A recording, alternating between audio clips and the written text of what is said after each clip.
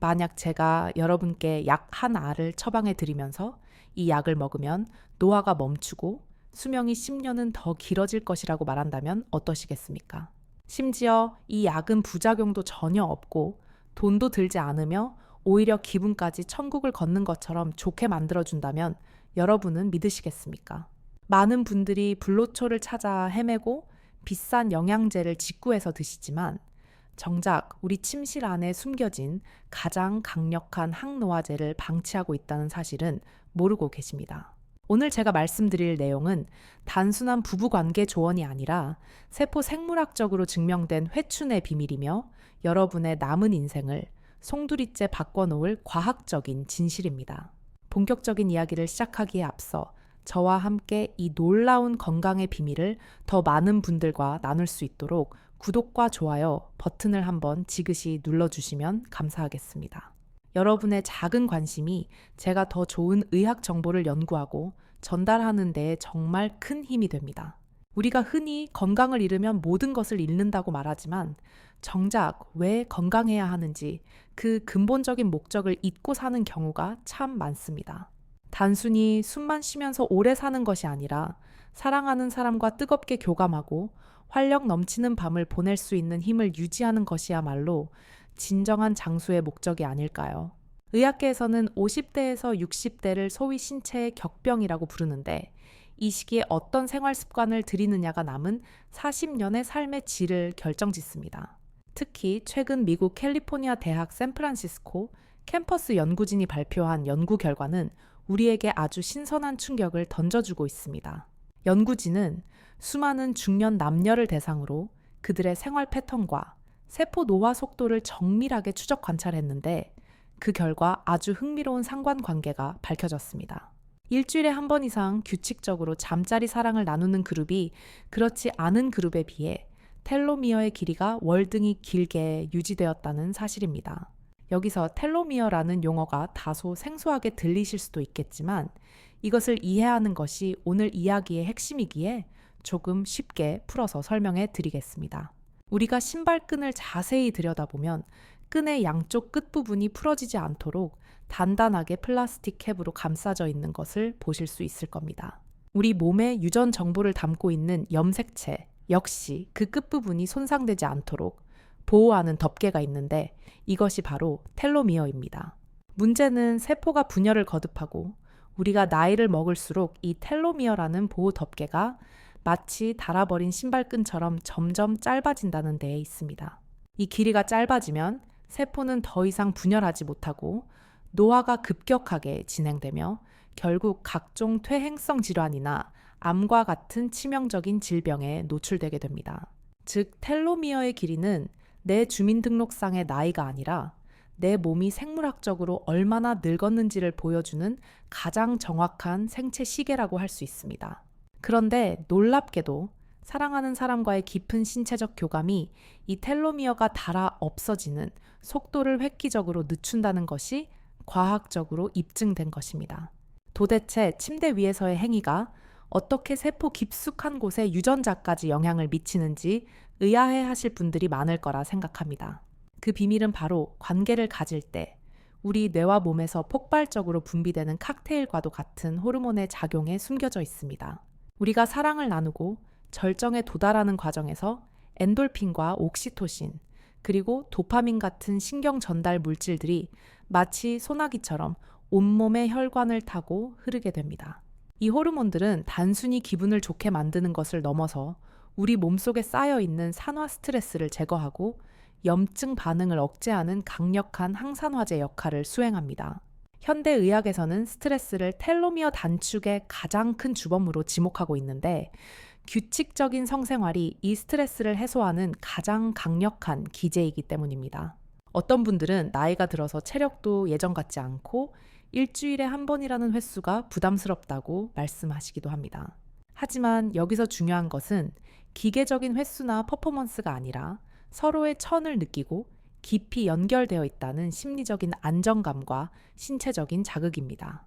굳이 격렬한 운동과 같은 행위가 아니더라도 따뜻한 포옹과 애무, 그리고 서로를 배려하는 부드러운 교감만으로도 우리 몸은 긍정적인 신호를 받아들입니다. 물론 가능하다면 일주일에 한 번 정도가 가장 이상적이라고 연구 결과는 말하고 있지만 상황이 여의치 않다면 한 달에 2번이나 3번이라도 충분합니다. 중요한 것은 이 행위를 멈추지 않고 꾸준히 이어가려는 의지와 노력이며 이것이 곧 텔로미어를 지키는 파수꾼 역할을 하게 되는 것입니다. 실제로 제 진료실을 찾아오시는 환자분들 중에서도 70대가 넘으셨지만 여전히 30대 못지않은 피부 탄력과 맑은 정신을 유지하는 분들이 계십니다. 그분들과 깊은 상담을 해보면 공통적으로 부부 사이가 굉장히 좋고 정기적으로 사랑을 확인하는 시간을 갖고 계신다는 점을 발견하게 됩니다. 반대로 50대 초반임에도 불구하고 급격하게 노화가 찾아오고 무기력증을 호소하는 분들의 경우 오랫동안 각방을 쓰거나 스킨십이 단절된 경우가 많았습니다. 이것은 단순히 우연의 일치가 아니라 우리 몸이 사랑을 받고 사랑을 줄 때 생명력을 유지하도록 설계되어 있다는 방증이기도 합니다. 따라서 오늘부터라도 배우자나 파트너와의 시간을 단순히 욕구를 해소하는 과정이 아니라 내 생명을 연장하고 젊음을 유지하는 성스러운 의식으로 받아들이셔야 합니다. 젊었을 때처럼 불타오르는 열정은 아닐지라도 은근하게 타오르는 숯불처럼 지속적인 온기를 나누는 것이 중년 이후의 건강 관리에서 무엇보다 중요합니다. 이제 여러분의 머릿속에는 잠자리 사랑이 텔로미어를 보호한다는 사실이 확실하게 각인되었으리라 생각합니다. 하지만 이것만으로는 부족하며 이 효과를 극대화하기 위해서는 반드시 병행되어야 할 몇 가지 생활 습관들이 더 존재합니다. 우리의 몸은 유기적으로 연결되어 있어서 어느 하나만 좋다고 해서 전체가 좋아지는 것이 아니라 톱니바퀴처럼 맞물려 돌아가야 하기 때문입니다. 그 두 번째 비밀은 바로 수면인데 이는 단순히 피로를 푸는 차원을 넘어서 호르몬 공장을 재가동하는 아주 중요한 시간입니다. 많은 중장년층 분들이 나이가 들면 잠이 없어진다고 말씀하시면서 서너 시간만 주무시고 새벽에 깨어 뒤척이시는 것을 당연하게 여기십니다. 그러나 이것은 노화의 자연스러운 현상이 아니라 고쳐야 할 잘못된 습관이거나 치료가 필요한 수면 장애의 일종일 수 있다는 점을 명심하셔야 합니다. 연구에 따르면 하루 7시간에서 8시간 정도의 충분한 수면을 취하지 못할 경우 우리 몸의 면역 체계는 급격히 무너져 내립니다. 특히 우리가 잠든 사이에 뇌는 그날 하루 동안 쌓인 베타 아밀로이드와 같은 독성 물질을 청소하는 작업을 수행하게 됩니다. 만약 잠을 충분히 자지 못하면 이 독성 물질들이 뇌에 그대로 축적되어 치매나 알츠하이머와 같은 뇌 질환의 위험을 기하급수적으로 높이게 됩니다. 무엇보다 우리가 주목해야 할 것은 밤 11시부터 새벽 2시 사이라는 골든타임입니다.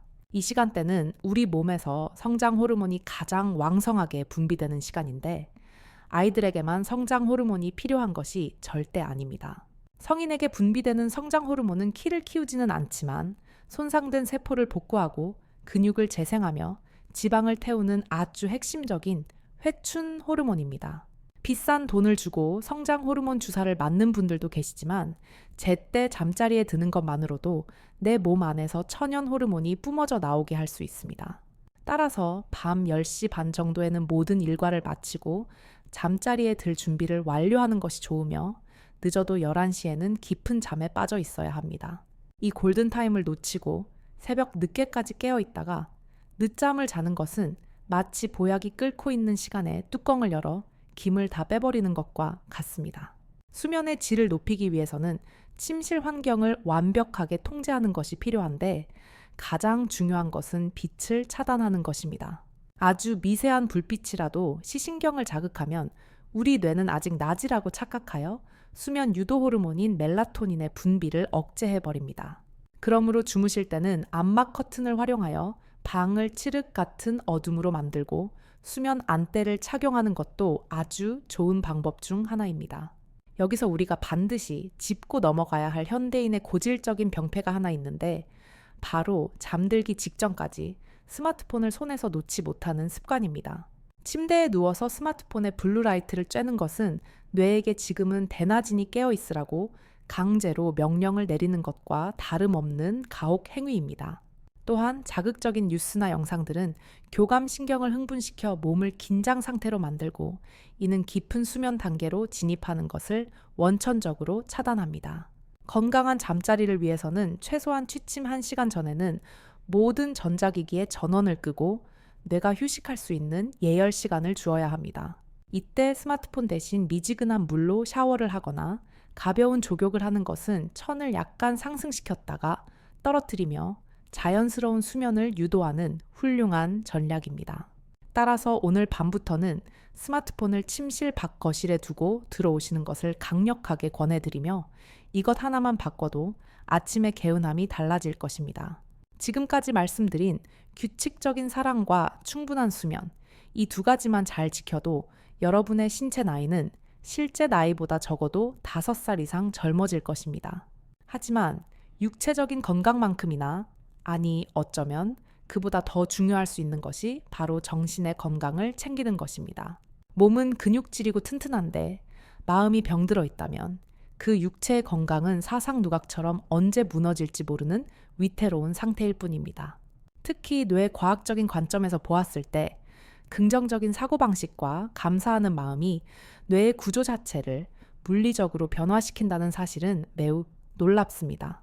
이 부분에 대해서는 단순히 마음을 곱게 쓰라는 도덕적인 훈계가 아니라 뇌의 신경 가소성을 이용한 과학적인 훈련법으로 접근해야 합니다.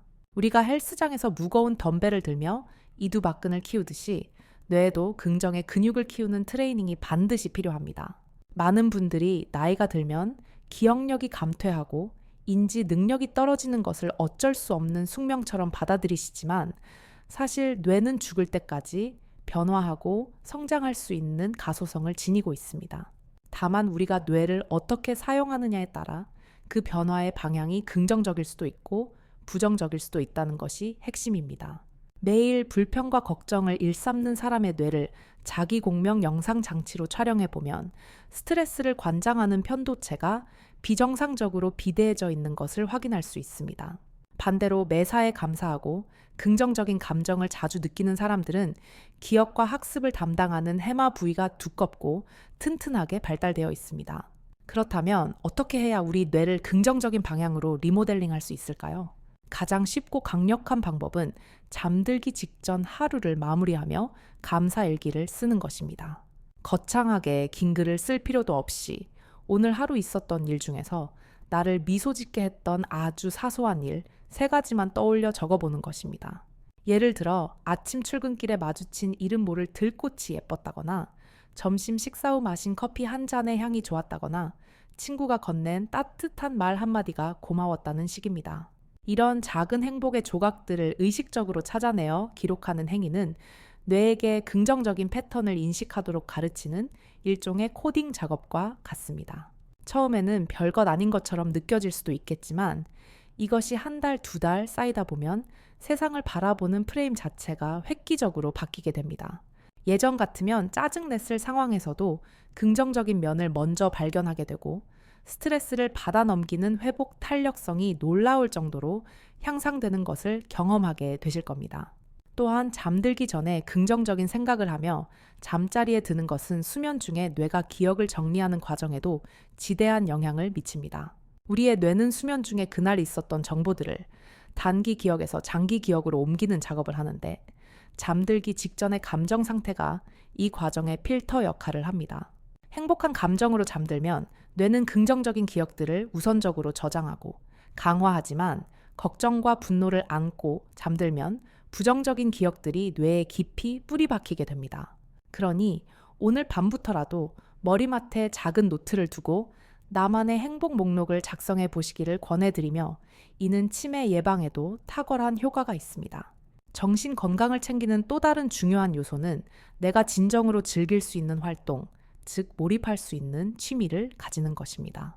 은퇴 후 갑자기 주어진 많은 시간 앞에서 무엇을 해야 할지 몰라 방황하다가 우울증에 빠지는 중년 남성분들을 진료실에서 너무나 많이 봅니다.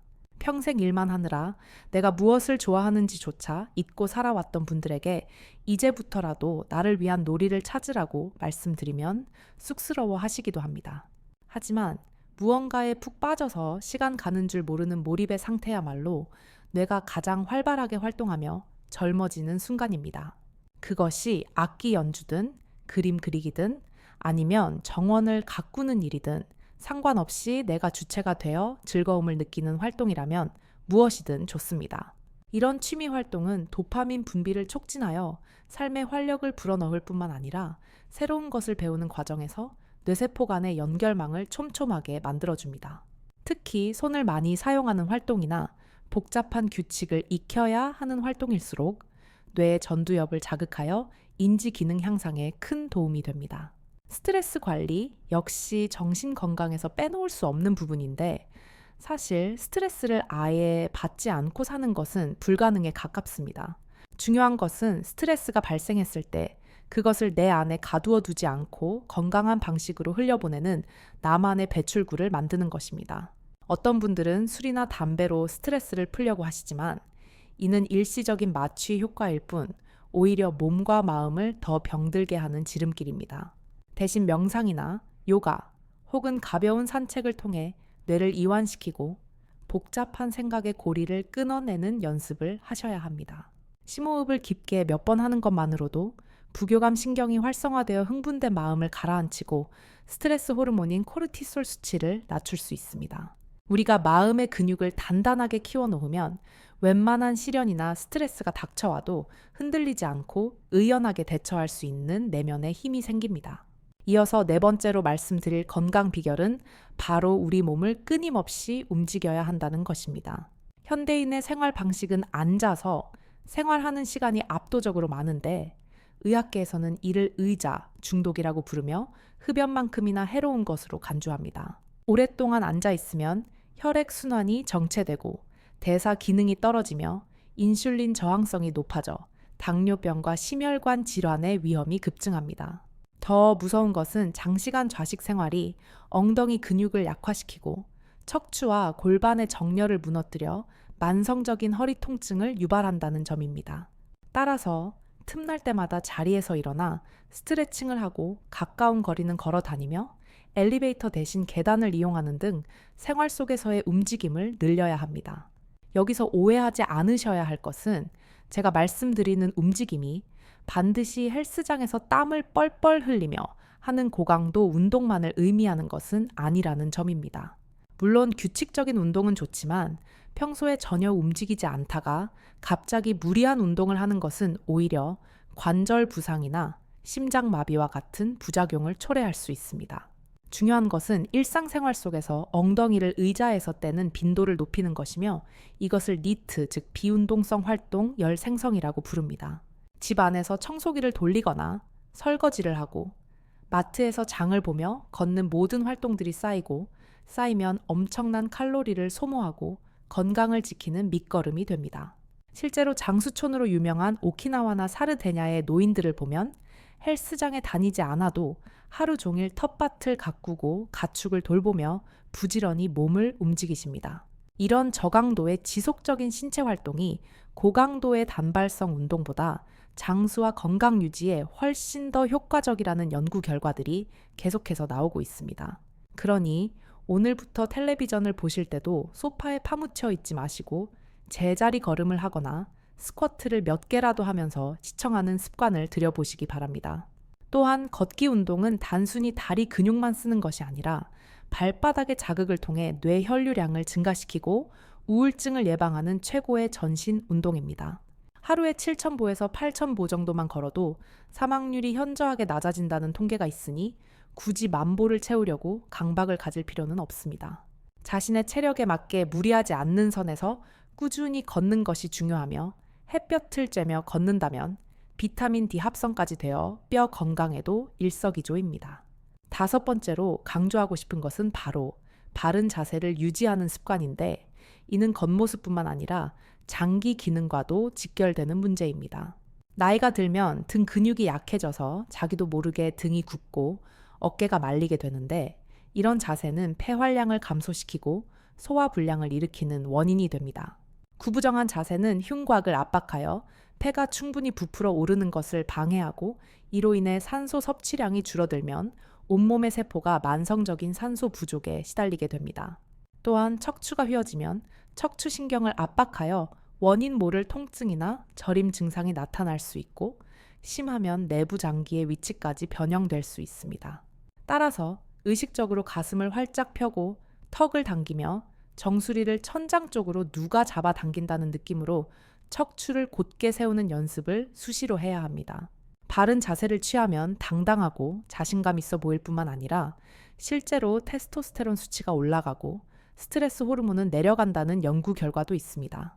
자세가 마음가짐을 바꾸고 마음가짐이 다시 자세를 바르게 하는 선순환 고리를 만드는 것이야말로 건강한 노년을 위한 필수 조건입니다. 특히 스마트폰이나 컴퓨터를 볼 때 고개를 푹 숙이는 거북목 자세는 목 디스크를 유발하고 뇌로 가는 혈류를 방해하여 두통과 집중력 저하를 일으킵니다. 화면을 눈높이에 맞춰 올리고 수시로 목을 뒤로 젖혀주는 스트레칭을 통해 경추의 시, 자 커브를 유지해주는 것이 경추 건강을 지키는 핵심입니다. 지금 이 글을 읽고 계신 여러분도 잠시 폰을 내려놓고 어깨를 으쓱했다가 툭 떨어뜨리며 긴장을 풀고 가슴을 펴보시는 건 어떨까요?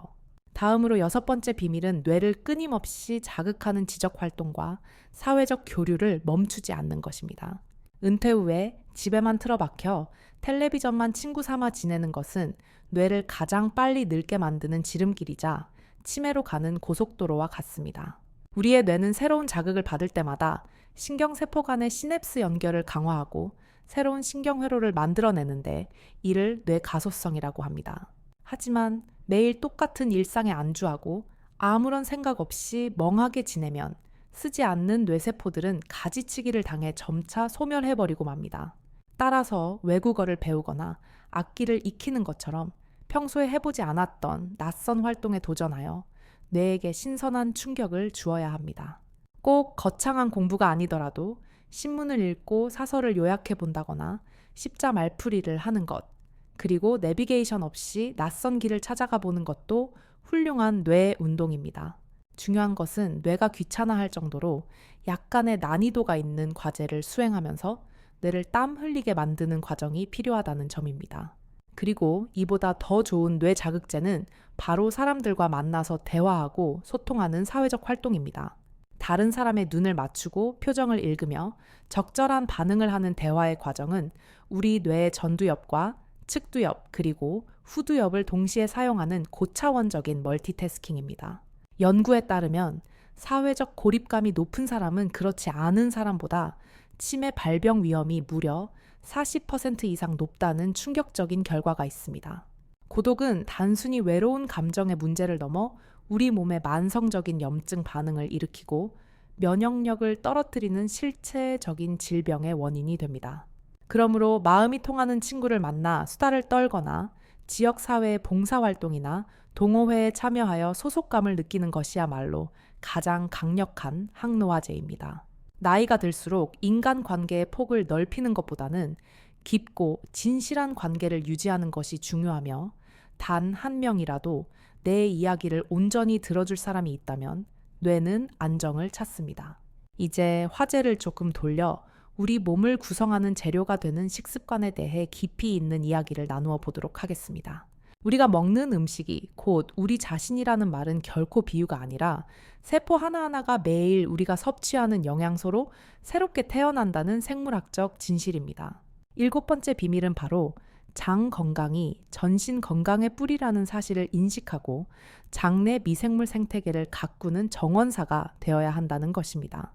우리 몸의 면역세포 중 70% 이상이 장에 모여 있으며 행복 호르몬이라 불리는 세로토닌의 95%가 뇌가 아닌 장에서 만들어집니다. 즉, 장이 건강하지 않으면 아무리 좋은 영양제를 먹어도 흡수가 되지 않을 뿐더러 면역력이 바닥을 치고 우울증까지 올 수 있다는 뜻입니다. 현대인의 식단은 가공식품과 설탕, 그리고 항생제의 남용으로 인해 유익균은 굶어 죽고 유해균이 득세하는 척박한 환경이 되어버렸습니다. 장내 유해균이 뿜어내는 독소는 장 점막을 뚫고 혈관을 타고 돌아다니며 뇌혈관 장벽을 손상시키고 알츠하이머의 원인 물질을 축적시킵니다. 이를 막기 위해서는 유익균의 먹이가 되는 식이섬유, 즉 프리바이오틱스를 충분히 섭취하는 것이 유산균 제품을 사 먹는 것보다 훨씬 더 중요합니다. 각종 채소와 해조류, 그리고 통곡물에 풍부한 식이섬유는 장 청소를 돕고 유익균을 증식시켜 황금색 변을 보게 하고 뱃살을 들어가게 만듭니다. 특히 김치나 된장 같은 발효식품은 한국인에게 최적화된 유산균의 보고이므로 매 끼니 식탁에 올리는 것이 좋습니다. 8번째로 경고하고 싶은 것은 달콤한 독약이라 불리는 단순당과 정제 탄수화물을 우리 식탁에서 과감하게 줄여야 한다는 점입니다. 흰 쌀밥과 밀가루빵, 그리고 달달한 믹스커피는 먹는 즉시 혈당을 치솟게 하여 인슐린이라는 호르몬을 과도하게 분비시킵니다. 혈당이 급격하게 오르내리는 혈당 스파이크가 반복되면 우리 몸은 인슐린 저항성이라는 상태에 빠지게 되는데 이것이 바로 만병의 근원입니다. 인슐린 저항성이 생기면 섭취한 에너지가 세포 속으로 들어가지 못하고 뱃살로 쌓이며 혈관벽에 염증을 일으켜 동맥 경화를 유발합니다. 더욱 무서운 것은 당독소라고 불리는 최종 당화산물이 생성되어 우리 몸의 단백질을 딱딱하게 굳게 만들고 기능을 망가뜨린다는 사실입니다. 피부의 콜라겐이 당화되면 주름이 자글자글해지고 혈관이 당화되면 탄력을 잃고 딱딱해지며 뇌세포가 당화되면 치매가 옵니다. 따라서 탄수화물 섭취를 줄이고 그 자리를 양질의 단백질과 건강한 지방으로 채우는 식단의 대전환이 반드시 필요합니다. 식사 순서만 바꿔도 혈당이 치솟는 것을 막을 수 있는데 채소를 먼저 먹고 그 다음 단백질 반찬을 먹은 후 마지막에 탄수화물을 섭취하는 거꾸로 식사법을 추천합니다. 채소의 식이섬유가 위장벽을 코팅하여 당의 흡수 속도를 늦춰주기 때문에 똑같은 양을 먹어도 살이 덜 찌고 혈관을 보호할 수 있습니다. 9번째 비밀은 우리 몸의 청소 시스템을 가동시키는 간헐적 단식, 즉 공복의 힘을 활용하는 것입니다. 우리가 음식을 먹으면 소화기관은 그것을 분해하고 흡수하느라 쉴 틈 없이 일을 해야 하는데 쉴 시간을 주지 않으면 탈이 날 수밖에 없습니다. 반면 일정 시간 이상 공복을 유지하면 우리 몸은 외부에서 들어오는 에너지가 없으니 체내에 쌓여있는 인겨 지방과 노폐물을 태워 에너지로 쓰기 시작합니다. 이 과정을 오토파지, 즉 자가포식 작용이라고 부르는데 쉽게 말해 세포가 자기 안에 쌓인 쓰레기를 재활용하여 새로운 에너지원으로 쓰는 놀라운 치유 메커니즘입니다. 이 오토파지 스위치를 켜기 위해서는 최소한 12시간 이상의 공복이 필요한데 가장 쉬운 방법은 저녁 식사를 일찍 마치고 다음 날 아침까지 물 외에는 아무것도 먹지 않는 것입니다. 예를 들어 저녁 7시에 식사를 마쳤다면 다음 날 아침 7시까지 12시간 동안 위장을 비워두는 것만으로도 내 몸은 대청소를 시작합니다. 익숙해지면 공복 시간을 14시간에서 16시간까지 늘려보는 것도 좋지만 무리하게 굶는 것은 오히려 근손실을 유발할 수 있으니 주의해야 합니다. 비싼 디톡스 주스를 마실 필요 없이 단순히 먹지 않는 시간을 확보하는 것만으로도 우리 몸은 스스로 독소를 배출하고 재생하는 능력을 가지고 있습니다. 10번째로 강조하고 싶은 것은 생명의 근원인 물을 제대로 마시는 습관을 들이는 것입니다. 나이가 들면 갈증을 느끼는 중추신경의 기능이 무뎌져서 몸에 수분이 부족해도 목마름을 잘 느끼지 못하는 만성 탈수 상태에 빠지기 쉽습니다. 우리 몸의 70%는 물로 이루어져 있으며 혈액 순환과 천 조절, 그리고 노폐물 배출 등 모든 대사 과정에 물이 관여하지 않는 곳이 없습니다. 세포 안에 수분이 충분해야 탱탱하고 건강한 상태를 유지할 수 있는데 물이 부족하면 세포가 쪼그라들고 노화가 가속화됩니다. 많은 분들이 커피나 녹차 혹은 탄산음료를 마시고 물을 마셨다고 착각하시지만 카페인이 든 음료는 이뇨작용을 하여 오히려 몸속 수분을 배출시킵니다. 커피 한 잔을 마셨다면 반드시 같은 양의 맹물을 추가로 마셔주어야 수분 균형을 맞출 수 있다는 점을 명심하셔야 합니다. 하루에 1.5리터에서 2리터 정도의 미지근한 물을 조금씩 자주 나누어 마시는 것이 좋으며 특히 아침 기상 직후 마시는 미지근한 물 한 잔은 보약과도 같습니다. 밤새 끈적해진 혈액을 묽게 만들고 잠자고 있던 위장을 부드럽게 깨워 배변 활동을 돕는 기적의 물 한 잔을 절대 놓치지 마십시오. 마지막으로 11번째 비밀은 자연이 선물한 천연 영양제인 햇볕을 충분히 쬐는 것입니다. 현대인은 대부분 실내에서 생활하기 때문에 비타민 D 결핍이 심각한 수준인데 이는 단순히 뼈가 약해지는 문제를 넘어 면역력 저하와 직결됩니다. 비타민 D는 우리 몸에서 호르몬과 같은 역할을 하며 암세포의 증식을 억제하고 우울증을 예방하는 등 수많은 건강상의 이점을 제공합니다. 영양제로 섭취하는 것도 방법이지만 하루 20분 정도 팔과 다리를 노출하고 햇볕을 쬐는 것만큼 효과적이고 부작용 없는 방법은 없습니다. 점심 식사 후에 잠시 짬을 내어 산책을 하며 햇살을 온몸으로 느끼는 시간은 뼈를 튼튼하게 하고 밤에 잠이 잘 오게 하는 멜라토닌 생성의 원료가 됩니다. 지금까지 우리는 텔로미어를 지키는 사랑과 수면, 그리고 정신건강과 운동 식습관에 이르기까지 총체적인 항노화의 비밀들을 하나하나 파헤쳐 보았습니다.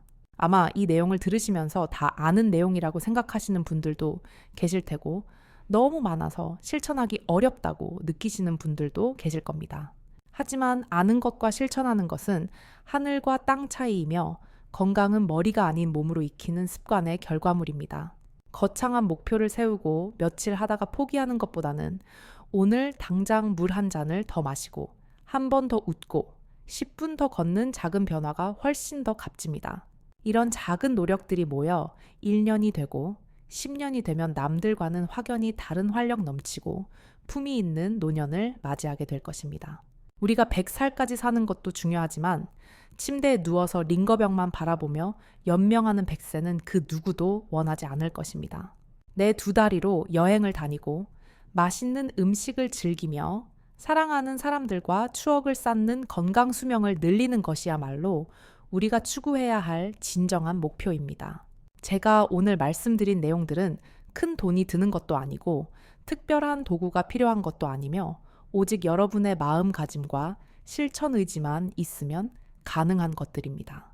여러분의 몸은 여러분이 생각하는 것보다 훨씬 더 똑똑하고 회복력이 강하기 때문에 지금이라도 올바른 방향으로 이끌어준다면 반드시 보답을 합니다. 이제 마지막 4부에서는 이 모든 요소들을 통합하여 실생활에 바로 적용할 수 있는 구체적인 루틴과 영양소의 조합, 그리고 놓치기 쉬운 환경적 요인들에 대해 정리해 드리겠습니다. 이제 지금까지 나눈 이야기들을 바탕으로 당장 내일부터 실천할 수 있는 건강한 하루 루틴을 만들어 보겠습니다. 건강은 거창한 이벤트가 아니라 사소한 습관이 모여 만들어지는 것이기에 하루의 흐름을 어떻게 설계하느냐가 무엇보다 중요합니다. 먼저 아침에 눈을 뜨면 벌떡 일어나지 마시고 침대 위에서 가볍게 손발을 털어주고 기지개를 켜며 잠들어 있던 근육과 신경을 깨워주십시오. 그리고 일어나자마자 가장 먼저 해야 할 일은 양치를 하거나 입안을 물로 헹구어 밤새 입안에 쌓인 세균을 씻어내는 것입니다. 그 다음 앞서 강조한 대로 미지근한 물 한 잔을 천천히 마시며 위장을 깨우고 명상이나 감사한 마음을 가지며 차분하게 하루를 시작합니다. 아침 식사는 혈당을 급격히 올리지 않는 단백질과 섬유질 위주의 식단, 예를 들어 삶은 달걀이나 두부, 그리고 샐러드를 곁들이는 것이 좋습니다. 낮 시간에는 햇볕이 좋은 시간에 20분 이상 산책을 하여 비타민 D를 합성하고 밤에 숙면을 취할 수 있는 멜라토닌의 재료를 비축해야 합니다. 업무나 일상생활 중에는 틈틈이 스트레칭을 하여 굳은 근육을 풀어주고 얕은 숨이 아닌 깊은 복식 호흡을 통해 뇌에 산소를 공급해 주십시오. 저녁에는 늦어도 취침 3시간 전까지 식사를 마쳐 소화기관이 쉴 시간을 확보하고 스마트폰의 블루라이트를 차단하여 뇌가 잠잘 준비를 할 수 있게 도와야 합니다. 따라서 잠들기 전에는 따뜻한 물로 샤워를 하거나 족욕을 하여 천을 살짝 높여주면 부교감 신경이 활성화되어 꿀잠을 자는 데 큰 도움이 됩니다. 다음으로 놓치기 쉬운 부분인 영양소의 시너지 효과에 대해 말씀드리겠습니다. 우리가 몸에 좋다고 챙겨 먹는 음식들도 어떤 것과 함께 먹느냐에 따라 약이 되기도 하고 독이 되기도 합니다. 예를 들어 항암 효과가 뛰어나다고 알려진 토마토의 라이코펜 성분은 지용성이기 때문에 그냥 생으로 먹는 것보다 올리브오일 같은 기름과 함께 익혀 먹을 때 흡수율이 무려 9배나 높아집니다. 치매 예방에 좋은 강황, 즉 카레를 드실 때는 흑후추를 살짝 뿌려 드시면 후추의 피페린 성분이 강황의 흡수율을 15배 이상 폭발적으로 증가시킵니다. 반면 시금치와 두부를 함께 먹으면 시금치의 옥살산 성분과 두부의 칼슘이 만나 결석을 유발할 수 있으니 주의가 필요하며 멸치와 시금치도 같은 이유로 피하는 것이 좋습니다. 이처럼 식재료의 궁합을 조금만 신경 써도 같은 음식을 먹으면서 건강 효과는 극대화할 수 있는 지혜가 필요합니다. 또한 우리가 무심코 지나치는 환경 독소를 줄이는 것도 노화를 늦추는 중요한 열쇠입니다. 편리하다는 이유로 사용하는 플라스틱 용기나 비닐 랩, 그리고 영수증 등에서 나오는 환경 호르몬은 우리 몸의 내분 비계를 교란시켜 비만과 암을 유발하는 침묵의 살인자입니다. 가능하면 유리나 스테인리스 용기를 사용하고 뜨거운 음식은 절대 플라스틱에 담지 않는 습관을 들여야 합니다. 미세먼지가 심한 날에는 마스크를 착용하고 실내 환기를 자주 시켜 공기 중에 유해 물질을 배출하는 노력도 게을리해서는 안 됩니다. 우리가 호흡하고 먹고 마시고 피부에 닿는 모든 것들이 우리 몸에 축적되어 노화의 속도를 결정짓는다는 사실을 잊지 마십시오. 이제 긴 이야기를 마무리하며 여러분께 꼭 드리고 싶은 말씀이 있습니다. 많은 분들이 이제 와서 건강 챙겨봤자 무슨 소용이 있겠어, 이미 늦었는데 라고 체념 섞인 말씀을 하시곤 합니다. 하지만 의학적으로 우리 몸의 세포는 끊임없이 죽고 다시 태어나기를 반복하고 있습니다. 위장 점막 세포는 며칠 만에 새로 바뀌고 피부 세포는 한 달이면 교체되며 뼈 세포조차 몇 년 주기로 완전히 새로운 조직으로 리모델링 됩니다. 즉, 어제의 나와 오늘의 나는 생물학적으로 다른 존재이며 지금 이 순간부터 내가 무엇을 먹고 어떻게 생각하느냐에 따라 미래의 내 몸은 완전히 달라질 수 있다는 희망적인 증거입니다. 60세에 운동을 시작해도 90세까지 근육을 키울 수 있고 70세에 식단을 바꿔도 혈관 건강을 되찾을 수 있습니다. 늦었다고 생각하는 그 순간이 바로 가장 빠른 시작점이며 여러분의 인생에서 오늘이 가장 젊은 날입니다. 건강을 챙기는 것은 단순히 오래 살기 위함이 아니라 사는 날까지 내 발로 걷고 내 손으로 밥을 먹으며 사랑하는 가족들과 웃으며 대화할 수 있는 존엄성을 지키기 위함입니다. 병석에 누워 고통 속에 보내는 10년보다 건강하고 활기차게 보내는 1년이 훨씬 더 가치 있고 행복한 삶일 것입니다. 오늘 제가 말씀드린 11가지의 비밀들을 모두 한꺼번에 지키려고 애쓰다가 스트레스 받지 마시고 그 중에서 가장 쉬워 보이는 한두 가지부터 시작해 보십시오. 물 한 잔 더 마시기 감사 일기 쓰기, 아니면 엘리베이터 대신 계단 오르기 같은 아주 작은 변화가 나비 효과처럼 여러분의 인생을 건강하고 행복한 방향으로 이끌어 줄 것입니다. 여러분의 건강한 100세 시대를 진심으로 응원하며 오늘 영상이 도움이 되셨다면 주변의 소중한 분들에게도 공유하여 건강을 선물해 주시기를 부탁드립니다. 긴 글 끝까지 읽어주셔서 감사합니다.